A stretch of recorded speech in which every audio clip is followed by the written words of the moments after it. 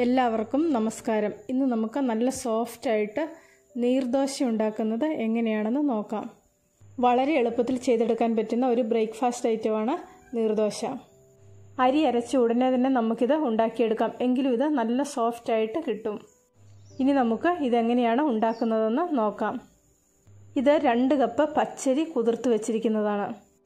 ഇത് ഒരു രാത്രി മുഴുവൻ കുതിർത്ത അരിയാണ്. ഏകദേശം ഒരു 8 മണിക്കൂർ കുതിർത്തെടുത്തിട്ടുണ്ട്. ഇതുപോലെ അരി കുതിരാൻ വേണ്ടി വയ്ക്കുമ്പോൾ മിനിമം ഒരു 3 മണിക്കൂറെങ്കിലും കുതിരാൻ വേണ്ടി വെക്കണം. ഒരു രാത്രി മുഴുവൻ കുതിർക്കുകയാണെങ്കിൽ അത്രയും സോഫ്റ്റ് ആയിട്ടുള്ള നീർദോശ നമുക്ക് ഉണ്ടാക്കിയെടുക്കാം. ഇവിടെ ഇപ്പോൾ കുതിർത്ത അരി 1 കപ്പ് അളന്നെടുത്തിട്ടുണ്ട്. ഇത് മിക്സിയിലേക്ക് മാറ്റാം. അടുത്തതായിട്ട് ഇതിലേക്ക് ഒഴിച്ചു കൊടുക്കുന്നത് 1/4 കപ്പ് അളവിൽ വെള്ളമാണ്. കുറച്ചളവായിട്ട് ഉണ്ടാക്കുന്നവർക്ക് വേണ്ടിയിട്ടാണ് ഇവിടെ 1 കപ്പിന് വേണ്ടിയിട്ടുള്ള വെള്ളത്തിൻ്റെ അളവ് കാണിക്കുന്നത്. ഞാനിവിടെ 1 കപ്പും കൂടെ മിക്സിയിലേക്ക് ചേർത്ത് ഒരു 1/4 കപ്പ് വെള്ളവും കൂടെ ഇതിലേക്ക് ചേർത്ത് കൊടുക്കുന്നുണ്ട്. 2 കപ്പ് അരിയുടെ നീർദോശ ഉണ്ടാക്കിയിട്ടുണ്ടെങ്കിൽ 4-5 പേർക്ക് കഴിക്കാനുള്ള നീർദോശ ഉണ്ടാക്കിയെടുക്കാൻ പറ്റും. ഇതുപോലെ അരിയുടെ കുറച്ച് താഴെയായിട്ട് വേണം വെള്ളം എടുക്കാൻ. എങ്കിൽ മാത്രമേ നന്നായിട്ട് അരി അരഞ്ഞു കിട്ടുകയുള്ളൂ. അരി ഇവിടെ നന്നായിട്ട് അരച്ചെടുത്തിട്ടുണ്ട്. ഇനി ഇതിലേക്ക് 3/4 ടീസ്പൂൺ ഉപ്പും 3/4 കപ്പ് തേങ്ങ ചിരകിയതും ചേർത്ത് കൊടുക്കുന്നുണ്ട്. തേങ്ങയുടെ അളവ് ഓരോരുത്തരുടെയും ഇഷ്ടത്തിനനുസരിച്ച് കൂടുതലോ കുറവോ ചേർത്ത് കൊടുക്കാം. തേങ്ങ ചേർത്ത് കൊടുത്തതിന് ശേഷം ഇത് നന്നായിട്ടൊന്ന് അരച്ചെടുത്തു. ഇനി ഇത് ഒരു ബൗളിലേക്ക് മാറ്റാം. അടുത്തതായിട്ട് അരി അരച്ച മിക്സിയിലേക്ക് 1 കപ്പ് അളവിൽ വെള്ളം ഒഴിച്ചു കൊടുക്കുന്നുണ്ട്. ഇതും കൂടെ ഈ അരിമാവിലേക്ക് ചേർത്ത് കൊടുക്കാം. ഇവിടെ ഇപ്പോൾ 2 കപ്പ് അരിക്ക് 1.5 കപ്പ് വെള്ളം ചേർത്ത് കൊടുത്തിട്ടുണ്ട്. ഇനി ഇതിലേക്ക് 1/2 കപ്പ് വെള്ളവും കൂടെ ചേർത്ത് കൊടുക്കണം. നീർദോശ ഉണ്ടാക്കുമ്പോൾ ഇതിൻ്റെ ബാറ്റർ നന്നായിട്ട് ലൂസായിട്ടിരിക്കണം. എങ്കിൽ മാത്രമേ ഇത് സോഫ്റ്റ് ആയിട്ട് കിട്ടുകയുള്ളൂ. അതുകൊണ്ട് ഇതിലേക്ക് 1/2 കപ്പ് വെള്ളവും കൂടെ ചേർത്ത് കൊടുക്കുന്നുണ്ട്. 2 കപ്പ് അരിക്ക് ഏകദേശം 2 കപ്പ് അളവിൽ തന്നെ വെള്ളവും ചേർത്ത് കൊടുക്കണം.